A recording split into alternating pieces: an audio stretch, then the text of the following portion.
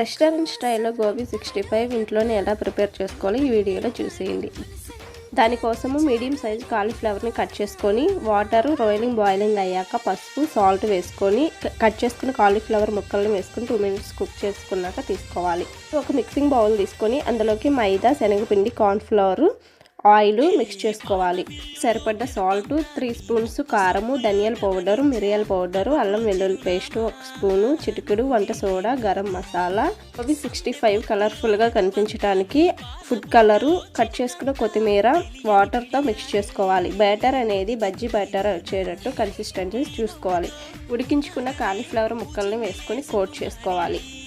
Coat చేసుకున్నాక heat చేసుకొని 1 by 1 వేసుకొని అటు ఇటు ఫ్రై చేసుకొని గోల్డెన్ కలర్కి వచ్చేలాగా సర్వ్ చేసుకోవాలి. క్లియర్గా లాంగ్ వీడియో ఉంది, ఇంట్రెస్ట్ ఉంటే చూడండి.